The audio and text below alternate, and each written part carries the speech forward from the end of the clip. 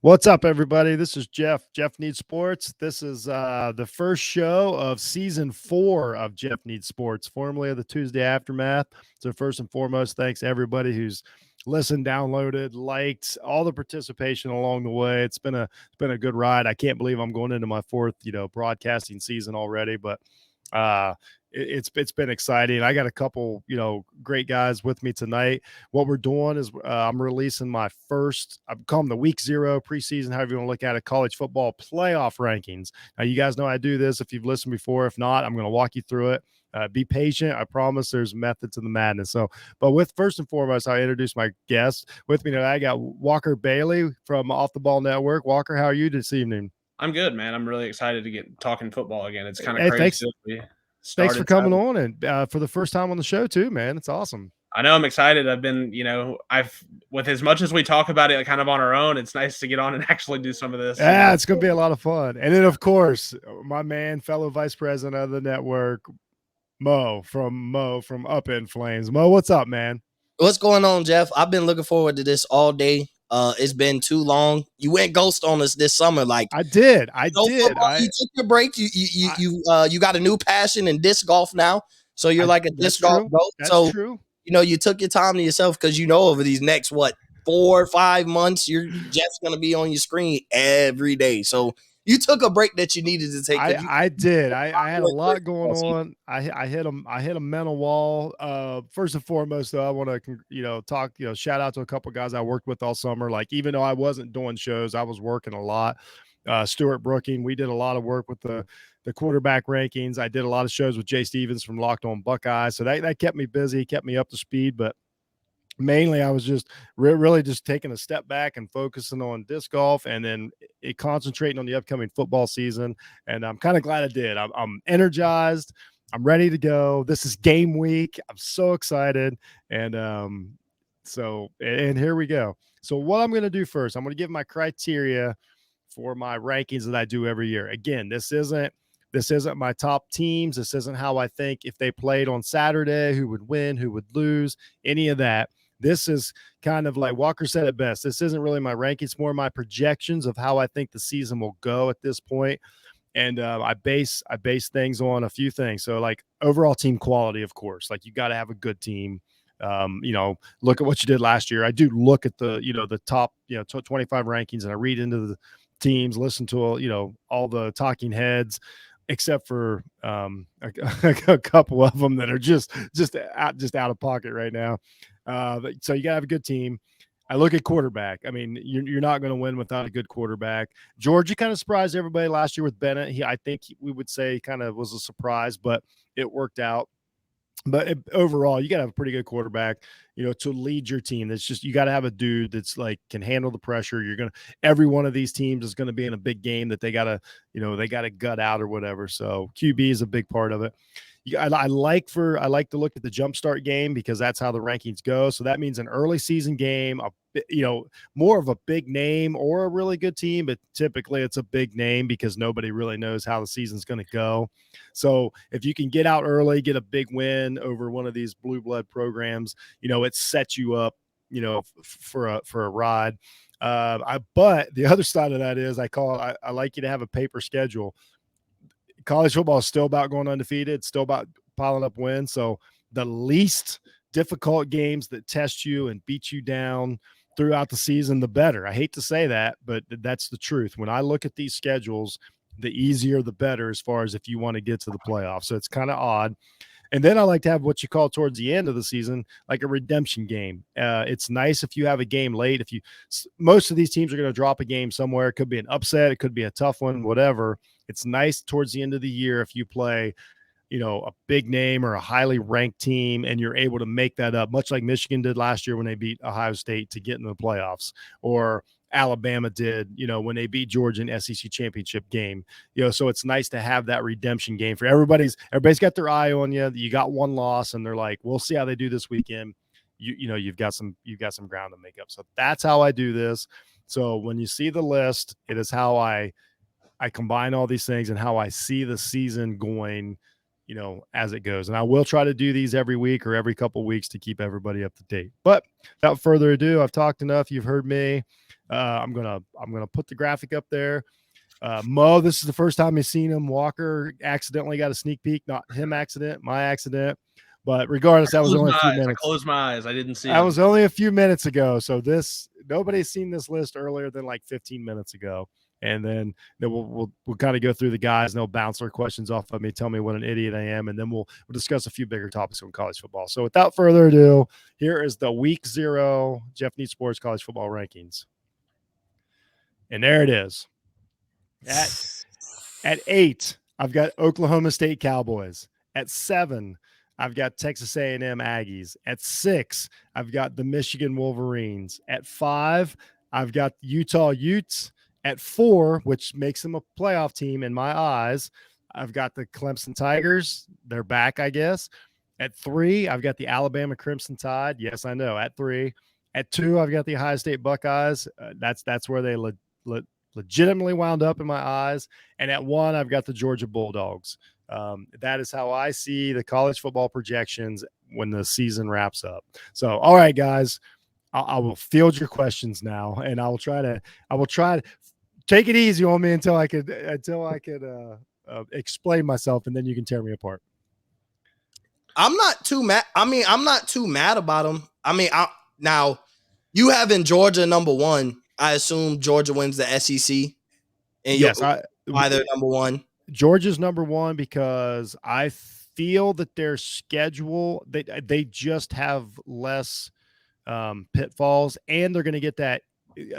Obviously I've got them. And I should say this too. When I go through the schedules, I pick these games. I don't stay impartial. I see Georgia, Oregon, and I pick Georgia. That is going to launch them early in the season because at that point, Oregon's going to have a lot of hope. They're going to have a chance to win the Pac-10 or Pac-12, whatever's left now. And so I think that's going to catapult them the rest of the season. And they have a few less hurdles than a team like Bama does, even though probably right now I think Bama's a better team. So that's kind of how Georgia wound up at number 1. So, Jeff, would you say that the only pitfall on Georgia's schedule that you saw is potentially that road game at Kentucky and then maybe Oregon? Like, I look at the 17.5-point line, and so that's why I'm kind of like – that's what I'm saying. It's like when I looked at their schedule, I'm like, they just don't have a lot of stumbling blocks in there. Kentucky will be a good team, but that's going to play in their favor. That's the perfect team to have on the schedule. They're going to be, maybe in the teens at that point, and then Georgia's going to get credit for, in my opinion, whooping a team that everybody thinks is pretty good in Kentucky. And Kentucky's a fighter. They're a much better program than they were, say, 5 years ago. Those are the perfect games you want through the season. And that was basically it. Now, Georgia does end the season a little soft. They just don't have a lot of big names at the tail end, but they will get the SEC championship game, which is, if it's not Alabama, it's going to be a really, really, really, really good team. And so, and I do think Georgia's good, by the way, too. I think their defense is going to be good again. Bennett's coming back. After what I saw through the playoffs and stuff, I think he's a pretty good quarterback. So I just think everything combined allows Georgia. I think they're just going to have one more win than Alabama in the late in the season. How tough was the Clemson Utah debate for 4? Yeah, that's what I was wondering. Okay, so it was good. So I think Utah's a very good team.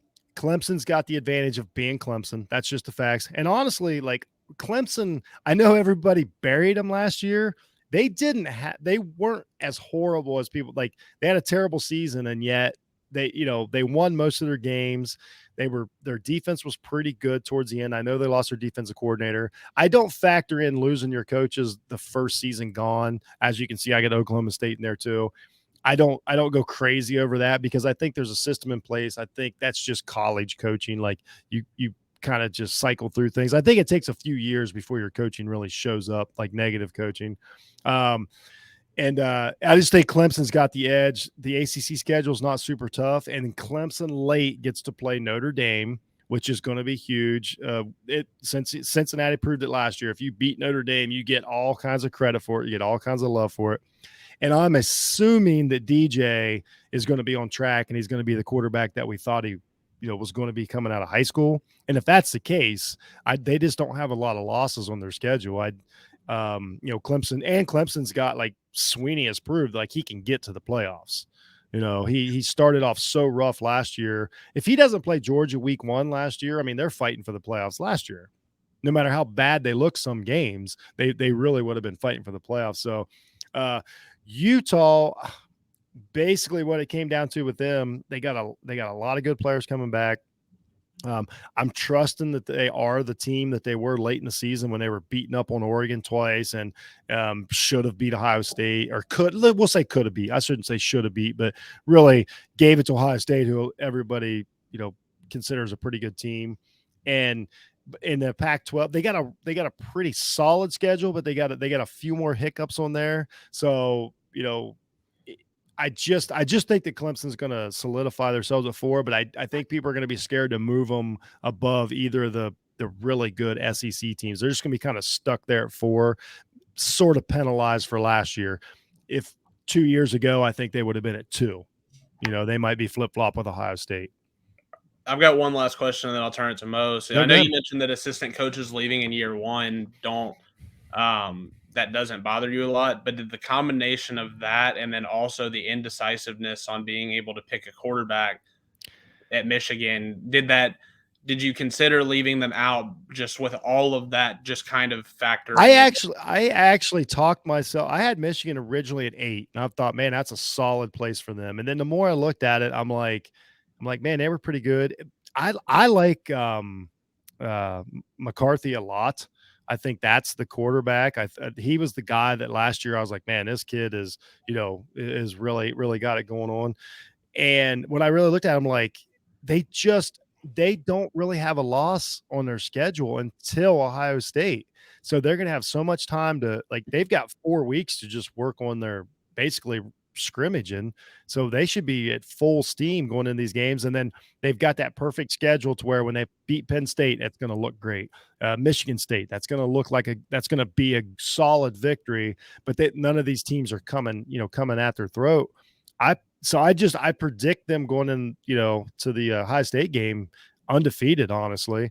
So it's hard for me to drop them down very much when, just like last year, they're going to have a shot to get to the playoffs with a win in Columbus. And I don't know, they had a pretty solid defense last year. I had to kind of talk myself into it.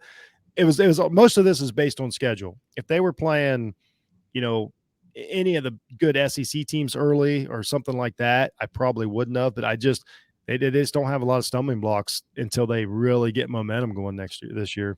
Yeah, I see what you're saying. Really, the only chance before Ohio State where you even kind of hesitate is on the road at Kinnick in early October, and that's really it. And Michigan's still going to be a favorite in that game. They'll be a favorite, and they'll get a ton of credit for that game. Yeah. Like again, that means I'm picking them to win. I don't wait and see. I think they're going to win that game, and so it's just they're just going to pile up wins, and they're coming off a playoff season, so they're going to get credit for that. They are a legit good team. They got a lot of things going for them right now.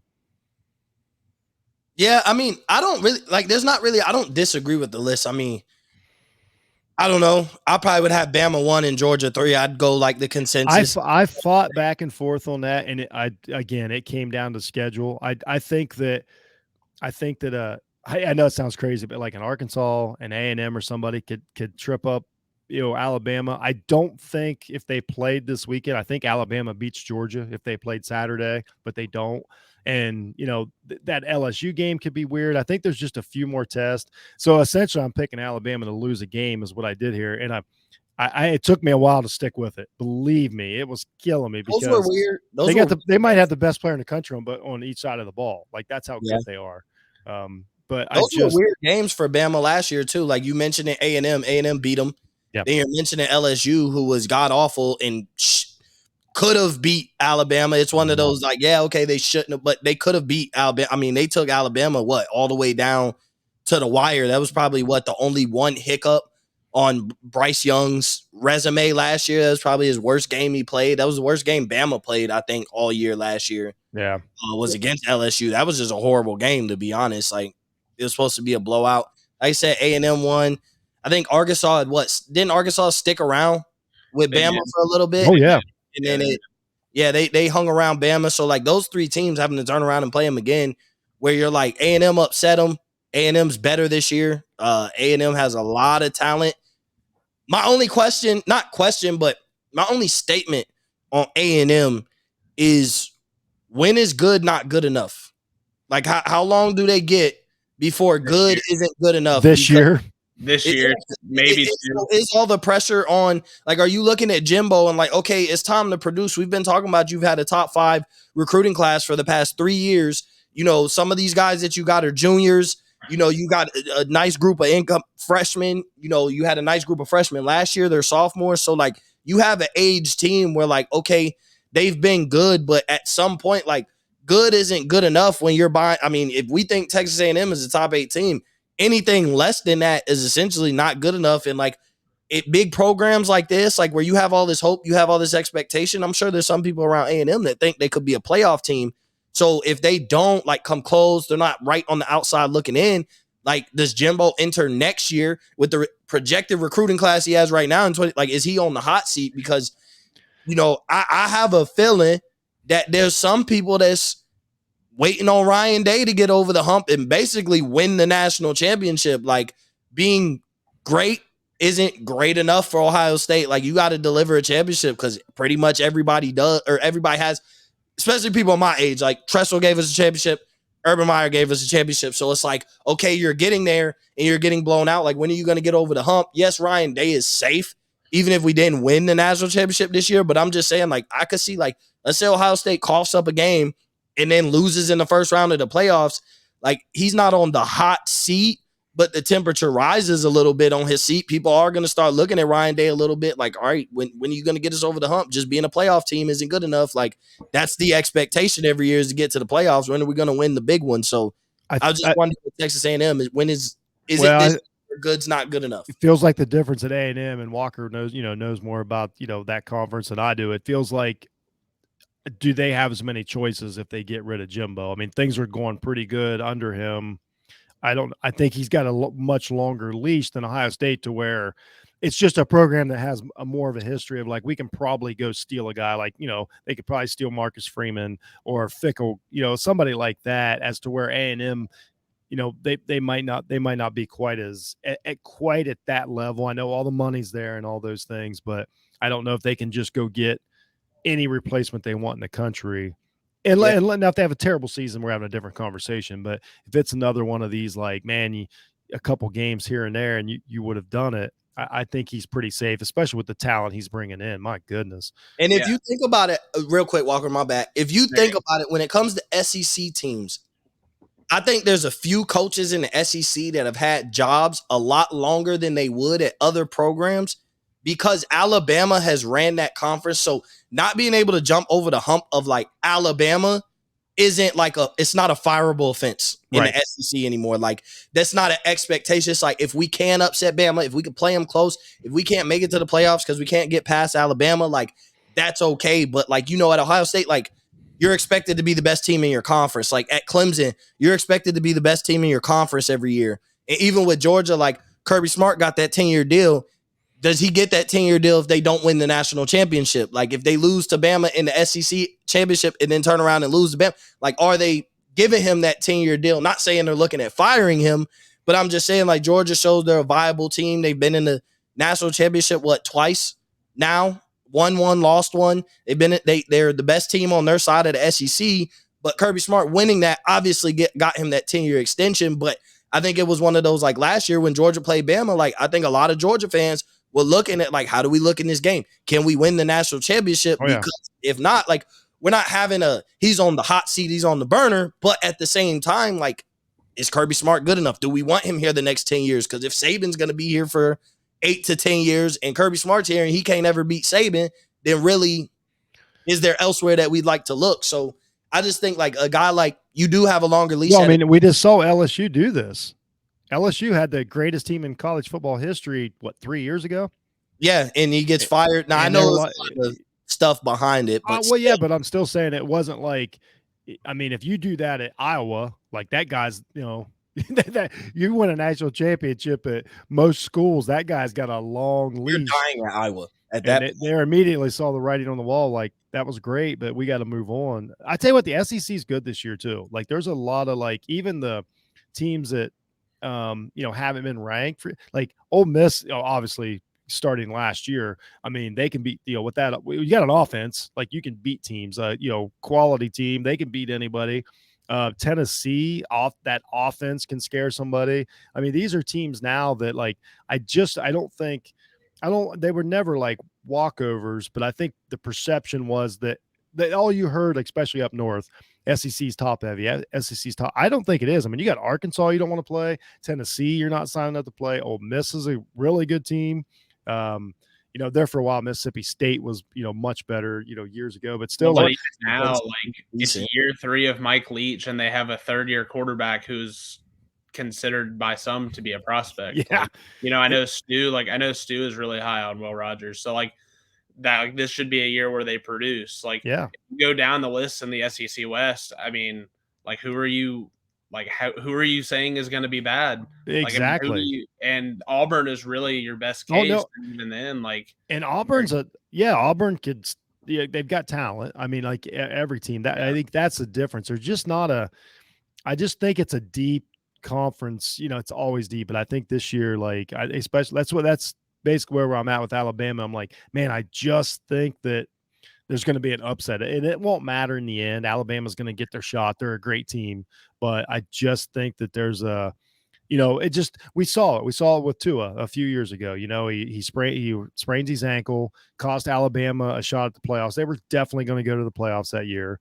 Them and LSU. It didn't work out that way because of injury, but I think it's a situation like that. And a lot of teams are like that. Ohio State's the same way. I don't think they can't survive without CJ Stroud, but they're better suited to. I think they're a little better positioned, with schedule and everything. So, and that's kind of why now that you've talked about the Georgia Alabama thing, I can kind of get behind it, because the SEC West, where Alabama's going to have to play all their game or most of their games, like there's like 4 teams there that could just be solid 9-win teams. And when you have to go on the road and play those teams over and over and over again, like, I'm not saying Alabama's going to lose one of those games, but I am saying one of those games is going to be incredibly close, and it's going to come down to the final whistle.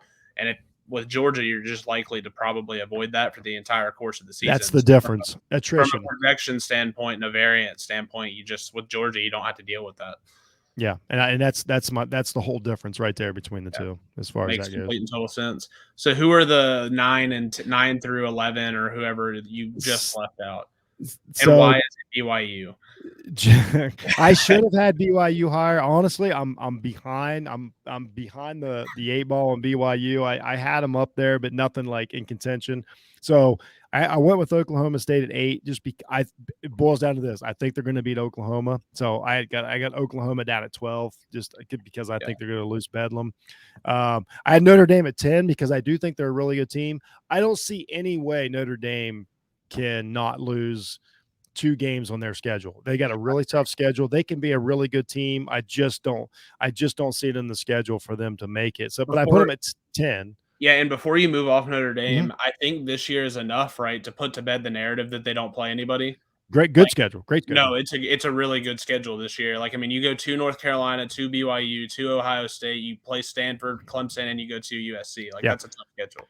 Well, that partial ACC schedule has helped them too, because they got the Clemson game on there and they got the North Carolina game on there because I think that's helped them in the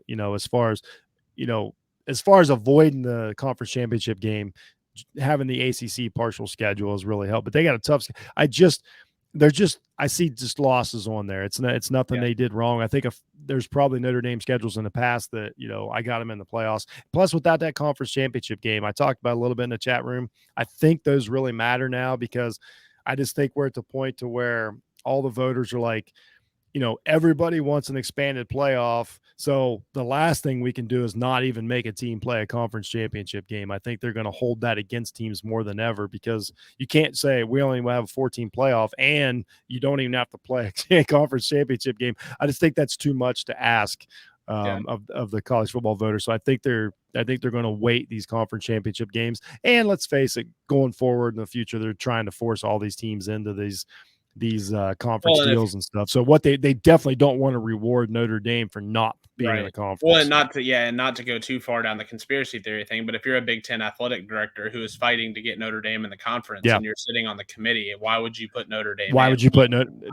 That's real stuff. That is absolutely. There's all kinds of agendas in college football. Heck yes. 100%. So I do think your rankings there.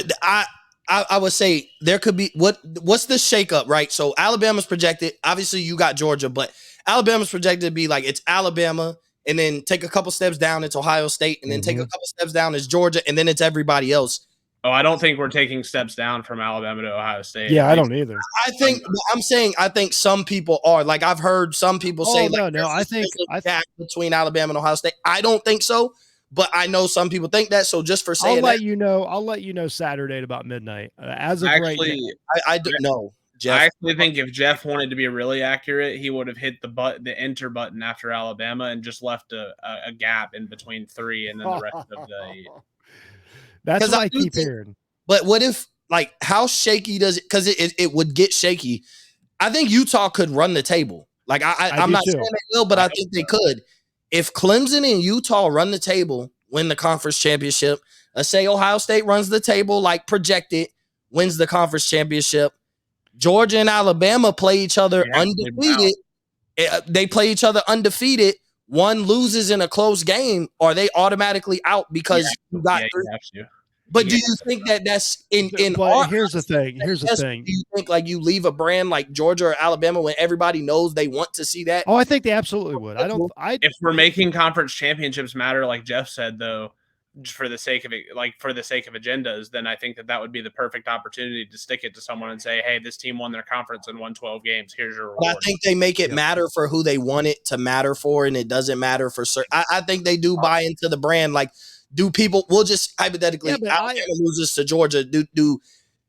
Is the money going to be where Georgia, Ohio State, Clemson, and Utah are in the playoffs? Like that, they're going to think about that. Like it is going to be like, oh, we know the ratings would go crazier if Georgia's 1, Ohio State and Alabama are 2 and 3, and Utah or Clemson's 4. Like I think that would play a factor, even if they had to put Alabama at 4 and make them turn around and play Georgia again. I think money would play a factor in not make it won't make championship because Alabama's on that side. I think you got to give credit to I'm going to put Georgia and Alabama have earned their credit. Like I know everybody says it's biased, and I know this came into play last year, but what more could these two teams do? You know what I mean? Over the last decade to earn the benefit of the doubt. I'd have no problem giving them Ohio State's got the benefit of the doubt. Clemson gets the benefit of the doubt. Well, that's where I was going is with the hypothetical situation where, let's say Alabama beats Georgia in the SEC championship game. If we're talking about money and branding, and if you're making the decision in the committee room, is the branding difference between Clemson and Georgia so much that you're going to screw Clemson to that standpoint? But you screw Utah. I think Utah could be the team that they leave out the Pac-12 and all that. Well, but that's also, I mean, that conference is pretty much 3 teams competing against each other. So it's not Utah's fault that the other teams stink, but they do stink. And I give Utah credit for going and playing Florida on the road to open the season. Like that's a cross country Power 5 game. That's a huge jump start game for Utah if they can pull that off. And so I get it, but by the same token, if you get down to where you're deciding between Clemson and Utah and it becomes a branding thing, then Clemson will win out. Yeah. And quite honestly, because of how those conferences shake out, most of their metrics from a strength of record, strength of schedule, they're probably all going to be pretty similar. They're probably just going to basically be the same, and they'll just be like, all right, Clemson's going to get way better ratings, and so Clemson will go in. Yeah, I'm just saying, I mean, because I do think Utah could run the table, and I'm just saying that is a possibility that you see. Like if Ohio State, Clemson, and Utah run the table, Georgia and Alabama are undefeated if they're undefeated playing each other in the conference championship, I just think that's a conversation where it does get controversial, and we know the committee, there's not consistency. they play it by ear. They give the teams get benefit of the doubt. I don't think there's consistent. It is consistency with the favoritism, like Georgia, Alabama, Ohio State, Clemson. We all feel like they've earned the benefit of the doubt. They've been the teams in the playoff the most consistent, so they're gonna get that benefit of the doubt. But it's like when you enter Utah, and I mean, man, that was one of I know last year doesn't matter, but just saying, like the last we seen of Utah, they played in one of the best bowl games of the year last year, let alone one of the best Rose Bowls we've watched in some years, probably since obviously like when the Rose Bowl was the national championship. But I'm just saying, like they put on a show, they put up a lot of points. I know there were a lot of guys not playing on both sides of the ball or on both teams on both sides of the ball, but still, like I'm just saying, like even does Utah get penalized for the simple fact we're not going to let the Pac-12 matter for this because they're not about to matter in a year or two? I don't think so. I don't all think you so. Can do, all you can do if you're Utah is I think Kyle Whittingham really hopes DJ Uiagalelei doesn't take the next step, so that way he doesn't have to worry about that. And then you can't lose. Go win your games. If you go 12-0 and you win your conference championship, and we get to that hypothetical scenario and you don't get in, we'll yell about it then. But all you can do right now is go an undefeated Pac-12 team's getting in.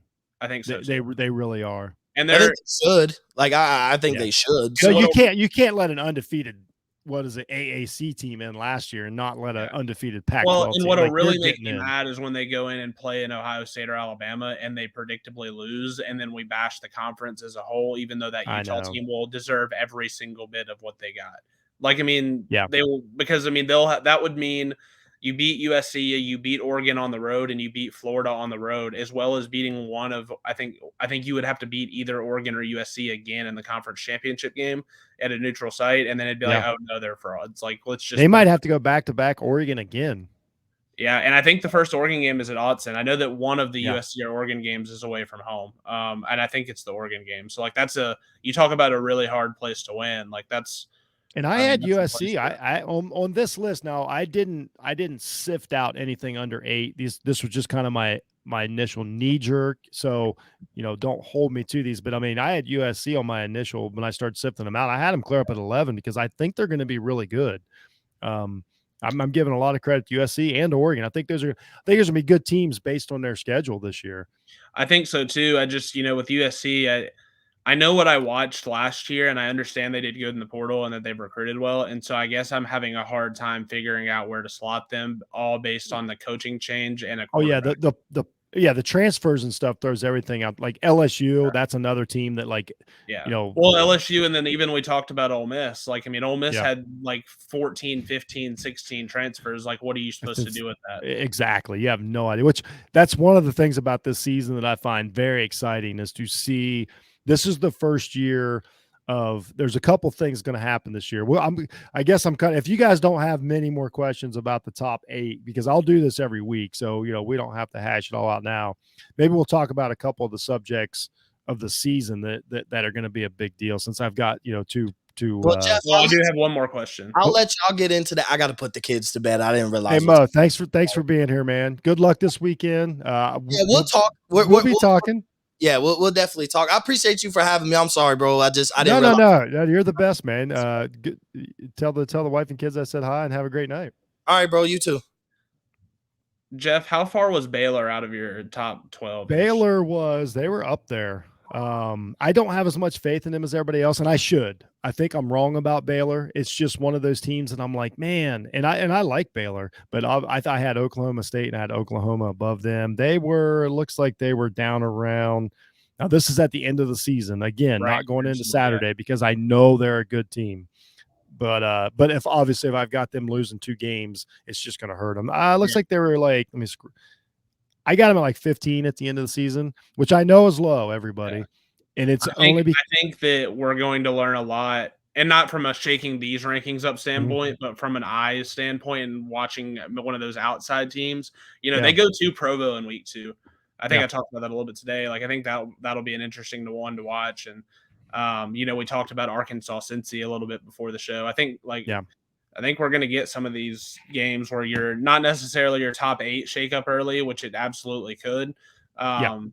But I think your like mid-tier could shake up just because of the landscape of the sport this year. Oh, absolutely. And they're one of those teams that if you tell me they're going to they're going to win out in the Big 12. I'm like, I totally believe you. Like it's all the thing about the Oklahoma State. Like you asked about it before the show. That'll be the last team I kind of talk about here. It's just I really like watching them last year. They were really a good team at some points. I mean, they really looked good. They've got a really good returning quarterback. I think Gundy is a really good quarterback coach. He's kind of proven that over the years. So they're another one of these teams that, like, when they do lose those weird games, I'm always like, man, you were so close. Like, you were so close to being great. I don't think the defense falls off the face of the earth this season because Knowles is gone. That defense was one of the few really actual good defenses in college football last year. And, is it Derek Mason that's coaching that defense now? Yes, I believe so. Yeah, and he's brilliant. Great coach. He's brilliant. He's absolutely brilliant. They'll be fine with him. I think the same thing. And I think this is the year that everything comes together, defense, and they don't lose those trap games. And I think Oklahoma State's going to I really think they're going to make a run at the playoffs. I've said this for about 5 years in a row, though. Right. It's just they always seem to drop that really close game, and you're like, oh, what are you thinking? I just think I kind of think the Big 12 may cannibalize itself a little bit, in a way where we can't put any of those teams in the top 8. I would agree. Because, I was just going over Baylor's schedule just because we had just talked about them, and I was like, man, I could really see this team going 10-2 and 11-1. But if you told me they went 6-6, I can get there. You can figure it out. I can definitely get. All it takes is a home loss to TCU and a road loss to Texas, and you can see that. And then, if Texas is good, that throws the whole thing. Throws everything off. Hey, you got Alabama's going to get a good win. They're going to beat Texas. I don't care how good Texas. They're going to beat. Well, and that's one where Saban, I think a rare occasion where Saban wants to run it up. Yes, he's going to be like, let's make sure Yeah. But then if Texas is good, then they're going to knock one of these teams off. So you're not going to have, I mean, you can see the highest Big 12, team I got's 8. And I know that sounds crazy, but 8 at the end of the season isn't that close to the playoffs. Like, it looks like it's close, but it's really not, because if, I encourage everybody to go out and rank the top 20 teams, and you start getting down into the teens and you're like, oh, that team can't make the playoffs. Yeah. That team can't make the playoffs. It's really top heavy. Well, and then you try to do conference type stuff, and you get into that 8 through 20 range, and there's probably 6 Big 12 teams in there right now. And then you've even got teams where, a lot of people I've talked to are really high on TCU and really high on Kansas State, where those teams are teams maybe you have at 6-6 preseason, but you're like, man, there's a lot of noise. And if there's a lot of noise about those teams, that means the teams I have in my top 20 could lose to them. Yes. So you just get into these weird spots. And I think that's a weird conference. I think Florida might be a good team. I don't really know. They might be a good team. Florida State might be good. Maybe they turn it around, I think talent. Everybody keeps assuming on Sunday night that LSU is going to dog walk Florida State, and I'm kind of like, are we sure? Oh, I'm not sure of that at all. No, not at all. I think Florida State's going to win, and I think those teams are. I will say this about LSU, and I meant to circle back to this. The crazy thing about LSU, when we knock LSU and they're bad, the knock on LSU is never, oh, they're not talented. It's right. They're disorganized. They're dysfunctional. And if there's something that Brian Kelly is not, it is disorganized. When Kelly has the players, he wins. I don't think, maybe he did, maybe he didn't. I don't remember him underachieving at Notre Dame. I thought every year he was one of the best coach teams and one of the best team that maxed out in college football every year when he was there. He just every year I'm like, they're Notre Dame, and then they would just meticulously beat the snot out of you. I thought they had some recruiting philosophy issues based on just not being able to compete with Ohio State and Alabama and Georgia up front.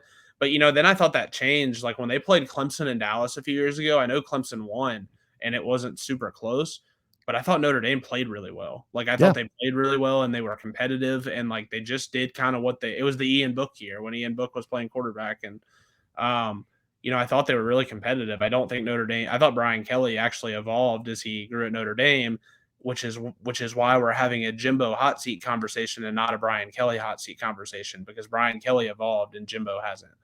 That's true. And so I think that, I think at LSU he comes in and now he's got all these guys. They're not – I mean, they had, 10 guys drafted last year? They're not talented, and he got a huge transfer portal haul.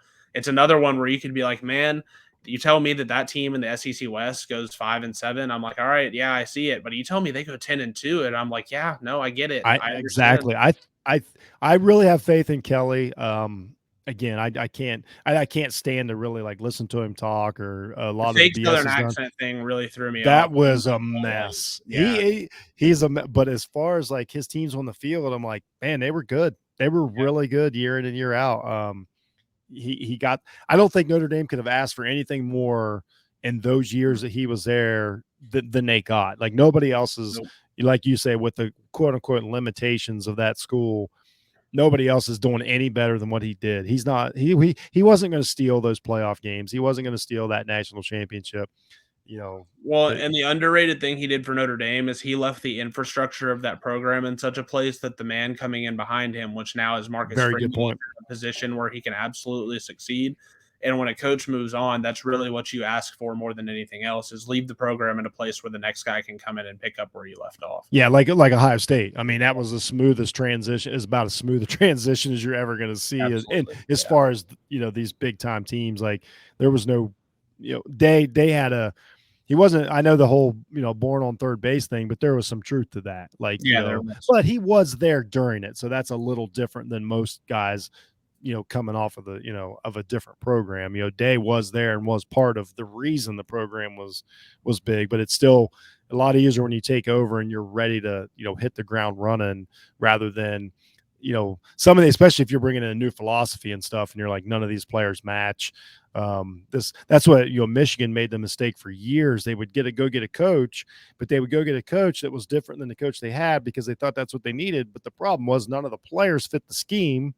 And so then they wasted 3 years. And then there was, the transfer portal wasn't like it was back then. And, but so that's why I think teams like Georgia and Utah are going to be so good this year, is just because of the fact that, the players schematically are going to fit, and we can say what we want about Stetson Bennett, but the guy fits that scheme to a T, and he made throws. Like he made throws in the national championship game last year. Like I would have to go back and look for sure, but if I remember right, like Alabama scored a touchdown and either took the lead or cut it back to one possession.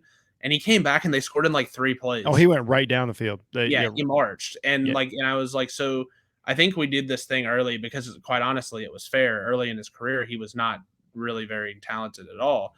But, he's developed into being not only competent at quarterback, but he has the ability to go win you a game. Yep. And so we do a lot of that with Stetson Bennett. And I think it's almost just become cliche and people don't actually watch him play.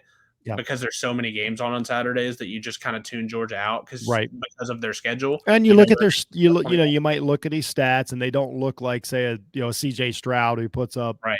In both cases are true. If you don't watch them, you have no idea what the game was about.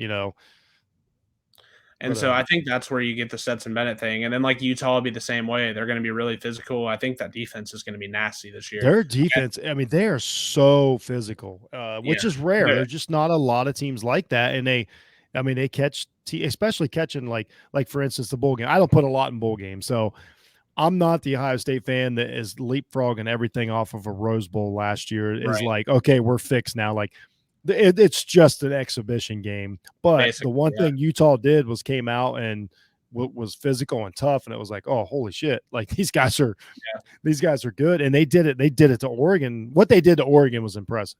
Like the Ohio State thing, that was just a bowl. Well, they did it to them twice, if I remember right. I mean, that second one was a mauling. Like Oregon couldn't wait to get off of the field. So no, and they honestly I kind of felt like after the first time.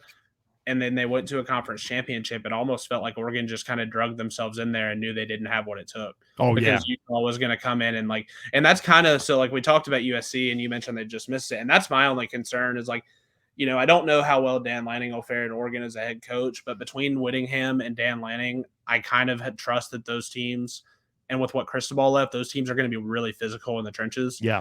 And I just think historically with Lincoln Riley teams and the fact that he hasn't been able to recruit his own players in there really yet, I think that kind of concerns me just from a stance of where if USC is going to have to go play both those teams away from home, which I think they do. And I know they play Utah away from home. If you're going to have to go to those places and you're already before you get on the field conceding the line of scrimmage, that's just like that. That's kind of where I'm like, all right, that's really tough. Or no, so USC doesn't play Oregon in the regular season, but they play Notre Dame, but that's the same problem, Yeah. So that's my only concern there. But again, I mean, they have a generational quarterback that can make up for That's a lot. it's a huge factor. It's crazy that how that. And then I saw an interesting story is the two former USC quarterbacks are playing each other this week in Pitt and West Virginia, which shout out to college football we get the backyard brawl. I don't know how much, probably doesn't mean that much to you, Walker, in your neck of the woods. That's a huge game, like I know, but I understand Ohio River area. I'm cultured enough to where I understand it. Like, I mean, to me, will I care? But no, but am I going to watch it? Yes. Yeah. And so, you get all sorts of storylines there between just the program rivalry. There's some player rivalry where they're going to go back and forth with each other. Yeah. And so I'm sure they'll shake hands after the game, but there's likely some bad blood. And those teams, they really again, I just live in the Ohio River region, but they really dislike each other. I mean, it's not quite like it was, because of just the way conferences and stuff have changed over the years. But boy, that is a great opening night game. I mean, you get opening night at 2 different points. You'll be able to split screen that, and then like a high level Big Ten football game on a Thursday night, which is exactly what.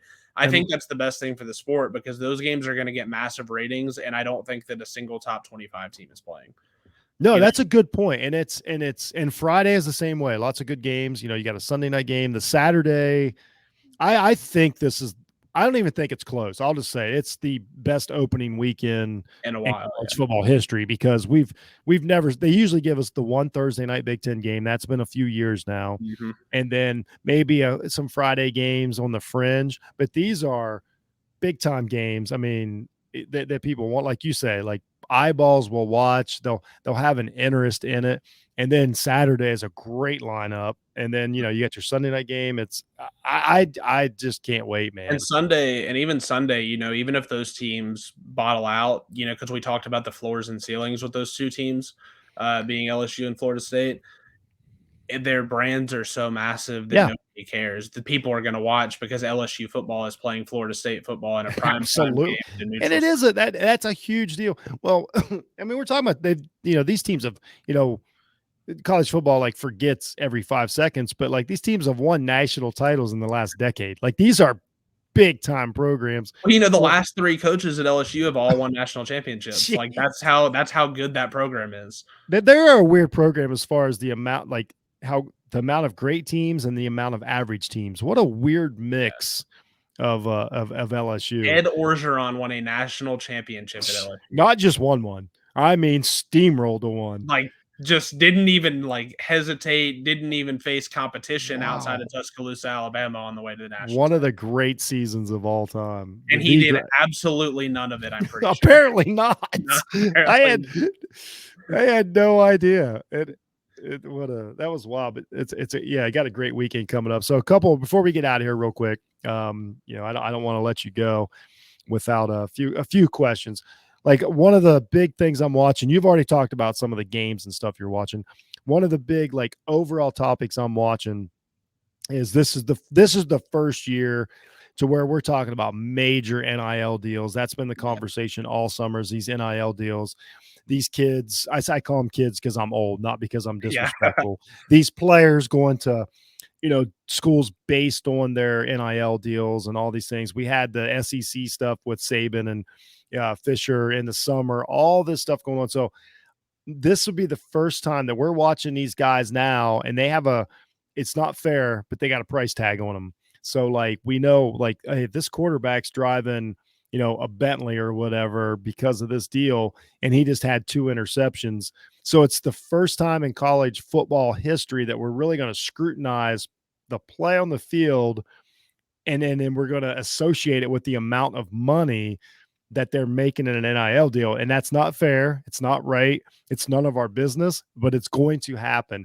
I think that's one of the most fascinating storylines of the college football season. How do you feel about all this? I mean, you're much more tuned into this than I am. So yeah, no, I think you're absolutely right. And then I think and I hate putting names on it but specific instance, when Quinn Ewers left Ohio State to go to Texas, that's the number one. And so, person. Yeah. And so we got and it's not fair to the kid that the numbers No. were leaked. No, it's not. And the pictures of his car were leaked and all that stuff. Like, that's not his fault. But by the same token, in the last 3 to 4 weeks, every single media member that was covering Texas football, whether it was message board, whether it was newspaper, they were like, guys, Hudson Card is going to start at quarterback for Texas. And now here we are. Sark comes out, I guess, 2-3 days ago. I guess it was maybe Friday. And Quinn Ewers is going to start. And so now I think we're running into the most fascinating thing for me to watch is when schools or boosters have made financial commitments to players. If you are sitting a better player due to the fact that your starter is making a bunch of money, at what point does the coach have to pull said player, or like, how do you balance that and how do you make those decisions? Because if you pull, like, we'll say Ewers, if Ewers for some reason got sat down and wasn't successful to start the year, does the booster like pull his support because his multi-million-dollar investment or whatever is now not playing and he's getting no return on investment? Like, that's the most fascinating thing. I think it's by far the most fascinating part of the season coming up, non-football part of it. Well, and it is and it isn't football. Like, it's kind of both. Yeah. And so that's what's fascinating to me. And it goes way beyond just Quinn Ewers. Like, there's a ton of guys. Yeah, that's just an easy name to bring up. That's an easy one where you can go and look at it. Like, I mean, I think one local media outlet in Austin had it firmed down enough within that program, like sources, quote unquote, to where he was like, I mean, they reported it and wrote about it that Hudson Card was going to start. And then Sark came out after the fact and was like, actually, no, Quinn Ewers is going to start. And so, and it caught apparently that entire program by like, wait, what? So that's why I'm kind of like now, like, and we don't know that it's because of the money. Maybe, there is definitely odds, or there is definitely a possibility that reporter and that the media contingency in Austin they were just misinformed and they had just not done a good job and gotten reliable information. But because of the way we consume football and the way we consume those types of things and the way we watch sports, we are going to automatically go there mentally and start watching him with that viewpoint. It's no different than Ohio State. These guys are, I see them all summer. They're in the car commercials. They're, Jack Sawyer is driving around a new pickup truck every month. He gives up he gets bulldozed and gives up a touchdown against Notre Dame. There's a certain amount of the fan base that's going to be like, oh yeah, well, it must be nice. You know what I mean? Maybe if he was more worried about practicing than driving trucks. None of it's fair. And most of it's not correct, but it's still going to be an giant storyline. Or, you gotta have these little things that we're probably never going to hear about for years later. I don't know if there's going to be a backup, not a backup, but a more unknown wide receiver on a team, and he's going to be having a great season. And the guy starting across the field is going to be getting $500,000 from a pizza company. And that guy is going to be like, well, this isn't right. You know what I mean? Like, that is just the nature of human beings. And I'm not here to say like, don't have the NIL or anything. I'm just bringing up the natural issues that are going to occur. Last season, I think we kind of skated by. We will not this season. It will be talked about. Absolutely. Constantly. The transfer portal, the same thing. Yep, absolutely. And I think an under the radar one, and I think this is another thing I'm watching. I'll use Kentucky as an example here. You have Will Levis, who's being hyped as potential first round pick, all of these things. He's got NIL deals with the thoroughbred industry in Kentucky, which from that area is a lucrative deal. And then he's got car commercials, all this other stuff.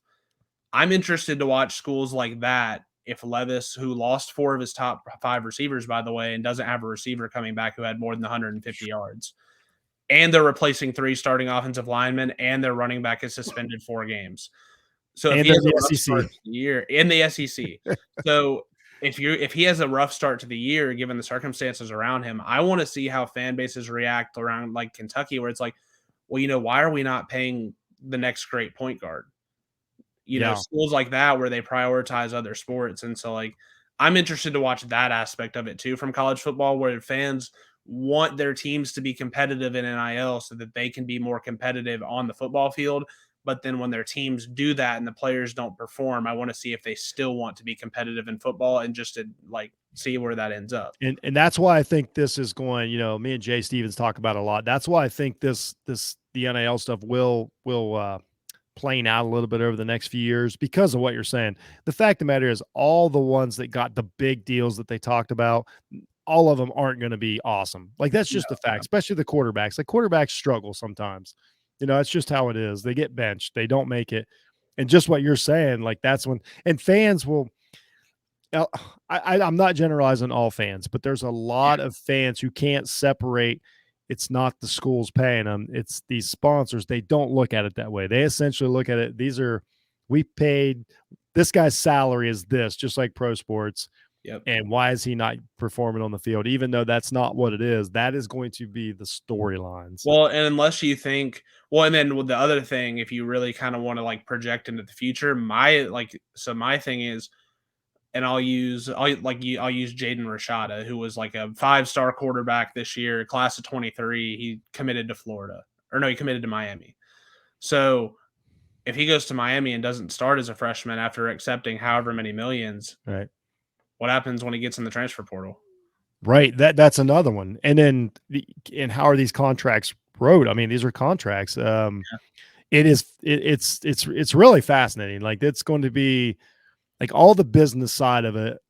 You're going to find out a lot of stuff this year. Well, and how patient can boosters be when the 18-year-old senior from St. John Bosco isn't starting as a true freshman and you gave him all this money? Yeah. Like, can you be patient enough to let your school develop him, or are you just going to pull your support because he's not playing right away? And then how many of these boosters, like there's a lot of these boosters that I'm sure I'm insinuating that somebody from the team is like, this is who you should probably give your money to so we can get them. And they may have never even heard of the player. So then all of a sudden they're going to be like, all they're going to know is a player's name. And they're going to be like, he's not on the field. Where did my money go? There's going to be questions like that to answer. Well, because your boosters, I'm almost certain this is true. I think a lot of the boosters that write these checks love their schools and understand what football does for universities, but they don't necessarily understand how the game works. Yes. And so they cut the checks and they expect immediate results, but they don't understand that it's almost like buying a stock. Like you almost have to sit on it and wait and say, it's okay, 2 years. I mean, yeah, like give it 2 years. And then if that doesn't work, then we can have the conversation. But as a true freshman 18-year-old, and this kid just signed with Alabama, well, okay, you need to understand that your 18-year-old stock, essentially your 18-year-old stock is not going to come in and start at nose tackle at Alabama and have 13 sacks in year one. That's just not going to happen. Yeah. It's interesting. The transfer, I think all the transfers, that happened last year, I'm fascinated to see how they work out, especially, one like a great one that I want to watch. I want to see how Rattler handles this season. Mm-hmm. We're talking about a guy who came into last year, possibly, rumored to be maybe the number 1 pick in the NFL draft. Like right now, he's projected to be on an NFL team. And it goes from that to transfer into a completely different, less talked about team. Not that, I mean, South Carolina is a fine program, but he's not in the position he was going into last year. I really want to see how guys like that handle their situation, handle the transfer portal. I think some of them, it could be really good for them. We talked about the 2 kids from USC. I think it could be good for both of them. I think it'll be great for Rattler. Me too. I think Rattler will be better in a year from now. I think Rattler's in a better position than he is right now. I think we expected to watch him, this time of year. We were expecting to watch him finish his 3rd preseason game playing for like the Texans or something. Right. But I honestly think Rattler, I think he got a bad rap at Oklahoma. Yeah. And I also, I think a lot of that was due to the Netflix show. Like, I think a lot of that, we watched this high school kid. They do hold that over their heads. I don't watch the show, but I know what you're talking about because I remember Tate Martell had sort of the same stuff coming in of like, it was like they couldn't escape that. Well, I know. And so and we've had this conversation some in our group chat, Rattler gets this label as a bad teammate and a non-leader. And then it's like, okay, but can you tell me when that happened at Oklahoma? And it's like, well, and I'm like, well, we don't talk about, and I always cite the COVID season, or it was either the season before COVID or COVID. Oklahoma started like 1-2, lost on the road to Iowa State with Rattler at quarterback. That team kind of rallied right there and didn't play another game like within a touchdown for the rest of the year. They just absolutely beat the brakes off of everybody for the remainder of the season. Yes, I remember that because I said at the end of that year, They I were said a top that 14. Oklahoma was I wound up being wrong. I think it might have been the same year that the 2000 was that the 2019. Anyway, I said at the end of that year, No, because they made Oklahoma. it in 19 because Okay, LSU beat them by yes, a bunch. correct. So I said that Oklahoma was a better team than one of the playoff teams. I can't remember if I they said it was. absolutely were. But because of the 2 early losses, which is don't even get me started on how much a college football still holds. I know we want to see the wins, and that's another thing about this transfer stuff. You're going to have teams that slip up, and at the end of the Because year they're are really functioning good, but they're not going to function till late. That's why a team like Utah has a better shot than maybe a more talented team because these teams are just they're going to give. And that Oklahoma season was a perfect example. At the end of that year, they were rolling. Is that the year? Did they destroy? They went to the Cotton Bowl and played like Florida or something like that, and they beat them they beat them. That's right. It was the Kyle Trask year and they they absolutely killed them, murdered them. And that's why Rattler got a lot of those labels at Oklahoma really early, and then when you go back and actually dig into what happened in his career, and I'm not talking about talking to people, I'm just talking about the stuff that we as the general public can view. It's like, well, his numbers were really good. And it's like, well, but he had Lincoln Riley. Okay, well, that's not his fault. Right. And then B, it's like, well, he's not a leader and he's a bad teammate. And it's like, well, he had the one incident when he got benched against Texas where he kind of walked off the field a little early. And yes. Yeah, that's right. And he had to come back. But I'll tell you what, I kind of made the comp, when Kelly Bryant got benched at Clemson and did the same thing, he just got in the portal and left. Yeah. Rattler stuck it out and stayed in the quarterback room, and even knowing that he was not going to play football for Oklahoma ever again. Yeah. He stuck it out. He went through the meetings. Lincoln Riley talked about it. Caleb Williams talked about it publicly where he were like, yeah, Rattler's helping Caleb see things that he doesn't understand how to see. He's trying to help the team and make them better. Yeah. But because we go on, Netflix or whatever and watch this show, it's like we labeled him so early. And it's his look. He has a look of somebody that isn't he just has the look of somebody that's labeled as maybe he doesn't take it serious or he's too worried about this, as opposed to if a kid's got a crew cut and looks like an Army Ranger, we assume that he's a great leader. We have no idea. No, I mean, I'm sure that when we get to year 2 at Texas, I'm sure we will hear about how Arch Manning is just the absolute locker room. Oh, yeah. And just a glue guy. I know. And so with Rattler, I think the thing we forget about is that people evolve. They are human beings, and they're kids going through one of the toughest stages of their lives. You're adjusting to, and especially college football players, just so much incredible change all the time. You lose coaches, you lose teammates, you lose friends. You may transfer and have to change environments. You lose tough games. You have to deal with class and actual getting education. You're dealing with a kid like Rattler who, was dealing with the fact that he wasn't going to be, a mega millionaire. He had to, he realized the writing was on the wall halfway through that season, and he couldn't. That's got to be a shock. I don't care. Right. I don't care who you are. If you're projected to be, a first round NFL pick, and then now you see that you got to play another year of college football somewhere else. That is a giant something to deal with, but not let it. And that's why I don't hold the Texas thing over his head as much, because I'll ask people all the time. I'll be like, imagine being the projected number 1 overall pick and potentially seeing your entire NFL future slip away in a matter of a month. Yeah. A month. Just slowly slip out of your own grasp. And that's why I think the South Carolina thing is going to be so good for him, because I think this year he's just going to be able to play football. I really think that it was a good choice, and I think he's going to be good. I think he's going to have a good season. He's probably going to upset somebody along the way.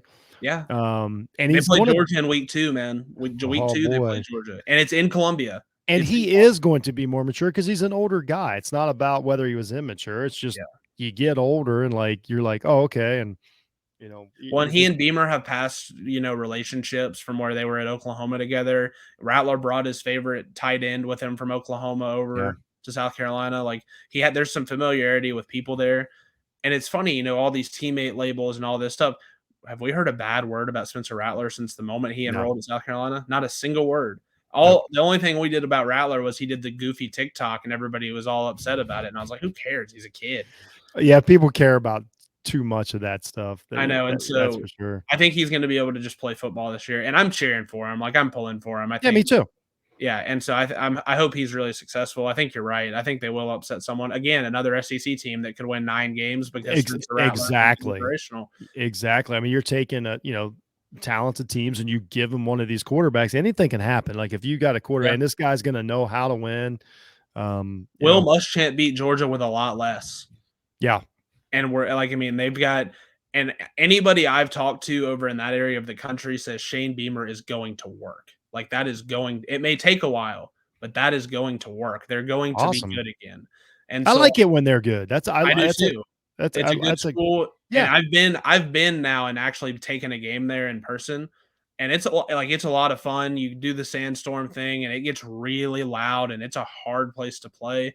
Now, when I went, they lost 49-3, so it wasn't hard for long, but it was, yeah, I mean, it's an awesome town, awesome school. That's a school that you want to see be good. And again, they have talent. They're an SEC school. They have, their boosters have resources. They're giving NIL to guys and recruiting well. And so they're storylines like that are ones that make this season so interesting. I think there's so many of those just across the board. Every game, it's the future of the sport storyline more than it is though. Are they going to win the national championship?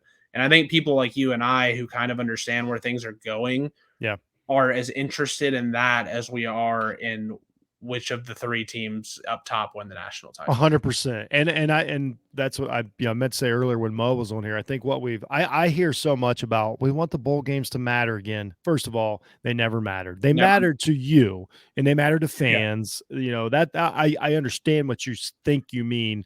They weren't as big a deal as people thought. They just, now that players step out and stuff because of the NFL, it's perceived that all this, they never really mattered that much. But I think the early season games now have replaced that with oh my goodness, Georgia, Oregon on on opening is ginormous. I mean, I'm telling you, I've thought about this outside of probably Michigan coming to Columbus back in 2006 for the quote unquote game of the century, which I think took a hit after we realized that neither one of those teams were going to win the national title. Great game though. This is the biggest game that I can think of in Ohio Stadium history as far as the pageantry of it and just everything about it. The gold helmets, the white jerseys that all run onto the field, everything is perfect. And I'm like, this is week 1. North Carolina going to App State, biggest game in that team's history. It's like.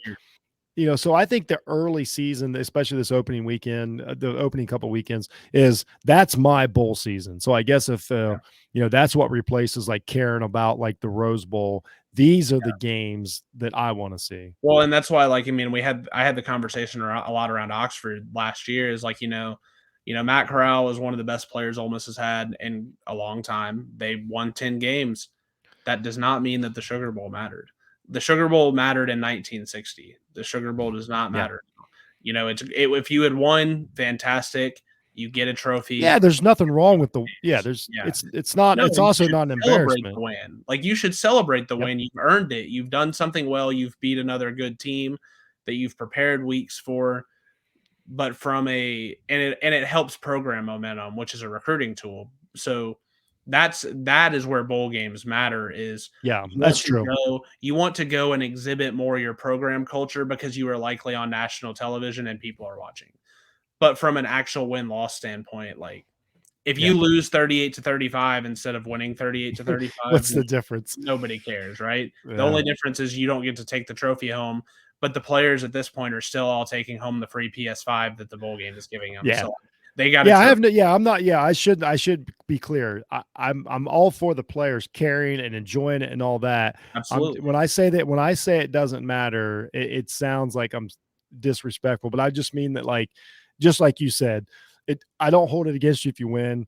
or hold against you if you lose, and I don't bump you way up if you win. It's just No, I'm also all for bowl games trying to give players incentives to play and make the games better. I think that and also like the guys who are going to be the 53 to 85 on the roster, like those trips are the trips that they're on the team. Huge. Like it's everything they've dreamed of. So like I think it's great for the program, but you're correct. Like the results of the game do not actually matter. Yeah, I don't put a lot on it. But it's fun. Ole Miss lost the Sugar Bowl last year, and I went to bed and I was like, cool, whatever. Yeah. I mean, they had a great season. So real quick before you get out here, Ole Miss, I don't know much about them this year. I know they're ranked. I'm sure that they're good. Who's give me a quick rundown. Like who's the quarterback? What's your prognostication? I know you'll be honest about it. Yeah, so I mean, they listed an or on the depth chart and didn't announce a starter at quarterback today, but everything that I've heard around here is that Jackson Dart, the USC transfer, is going to be the quarterback. He's going to start. We may see both early, but Jackson Dart.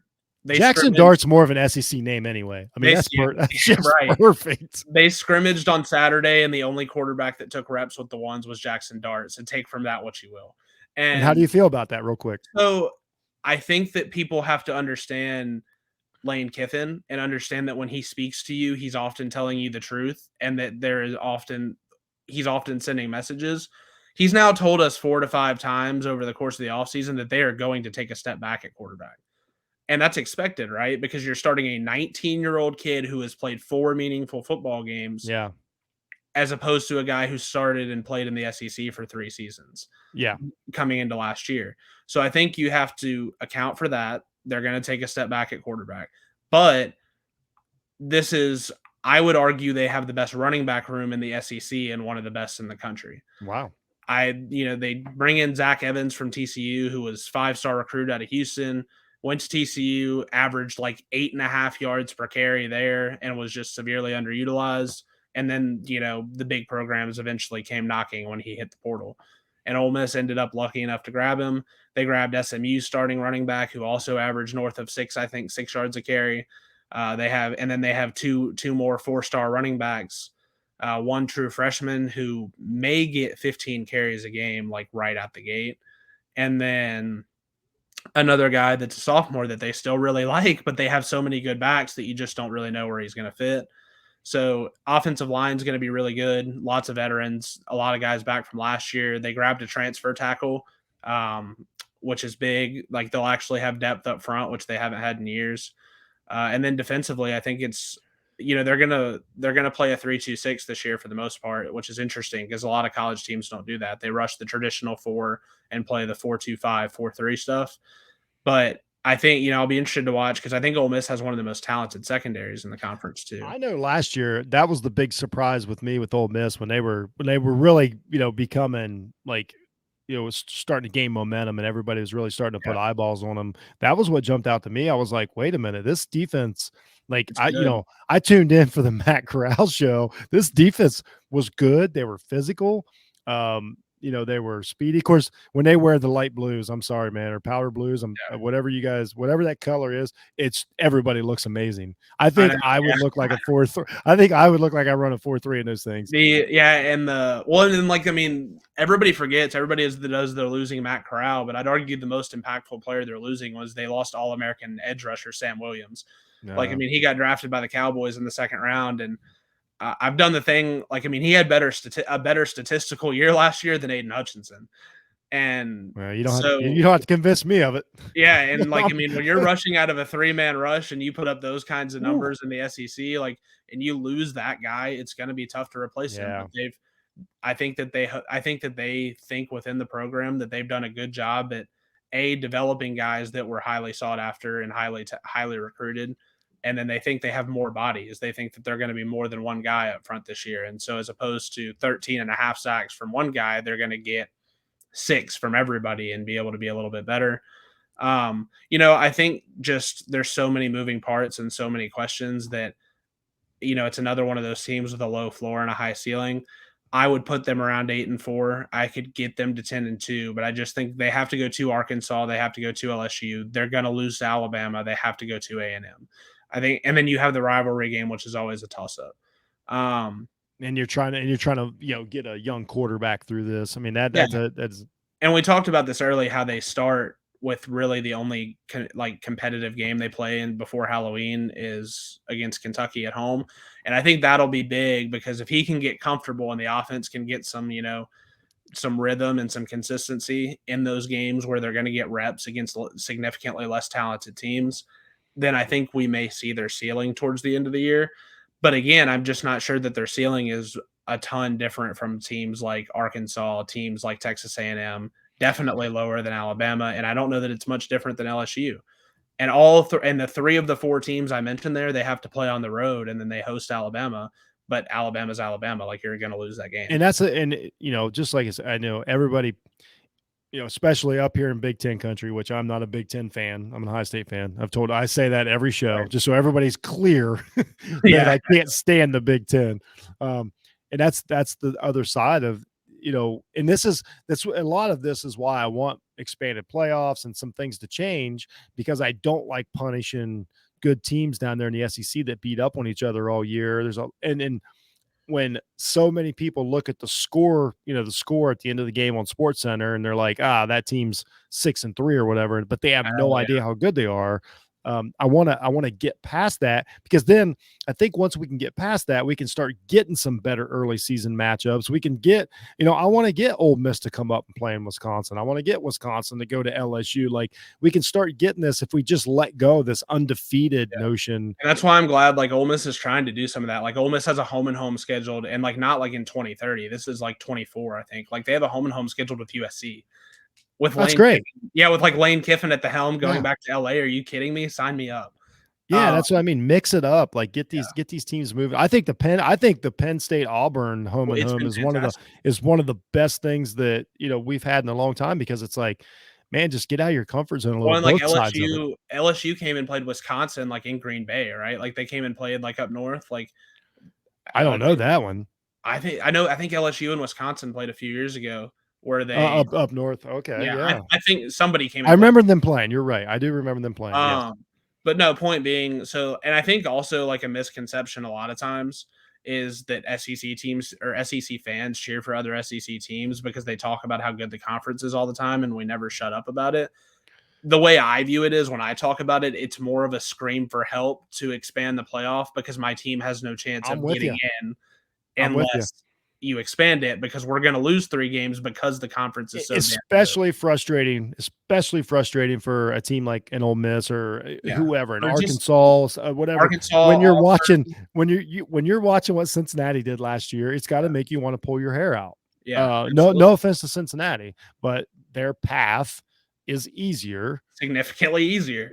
I mean, that's just the facts, and I don't care what anybody says, that loss column matters so much in college football. It's hard to get by.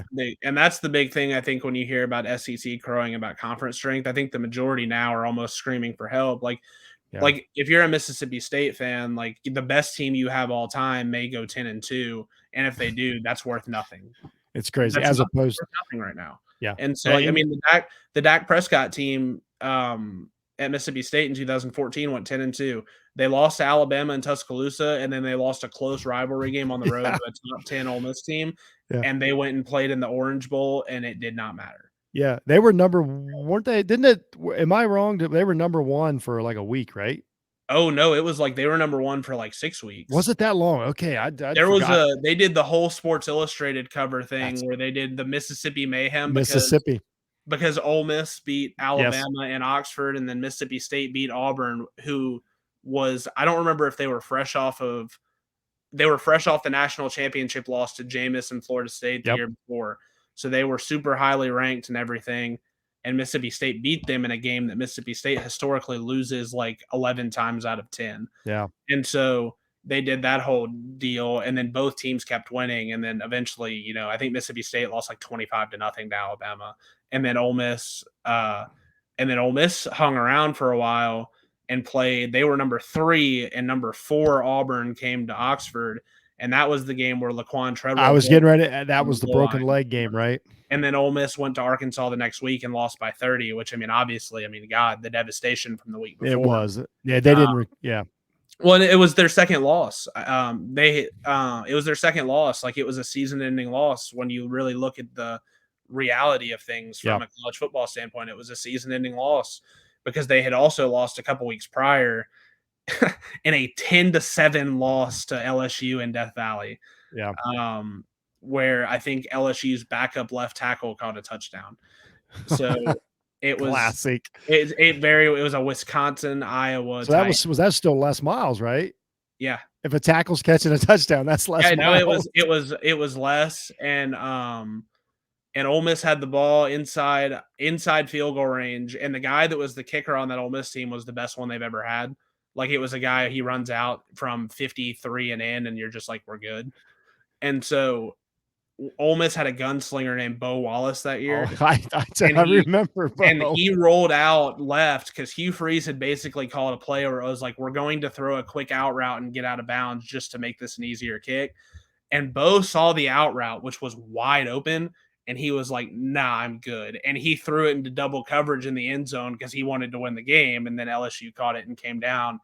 And I'll never forget, like, I think there's a picture where Hugh Freeze is literally just like on his knees staring at the ground, like, what the hell? Yeah, Bo would put some gray hairs on his head, but that's a classic. Bo's highs delivered some of the greatest moments in this program's recent history, and his lows delivered some of the head scratching that make you wonder what could have been. Yeah. All right, man. I appreciate all your time tonight. It was great to catch up with you. This was basically turned into my college football preview, which I couldn't be happier. This went Absolutely. great. Again, I want to thank you. Good luck to, your Ole Miss squad on the season. Again, the more they wear the powder blues, the better. I will say they're gonna switch some uniform stuff up this year. They're working on some stuff. It's gonna be a little bit out there, so we'll see how it goes over. Hey, well, whatever. I'm giving them all the benefit of the doubt in the world. Yeah, absolutely. Thanks to Mo Murphy, who was on earlier from Up in Flames. He had to put the kids to bed, but he was here for most of the show. Again, go check out Off the Ball Network for all the stuff we got going on. Football season's here. This is game week. I'm Jeff from Jeff Needs Sports. Enjoy the games, everybody. We appreciate you being here, and we will see you soon.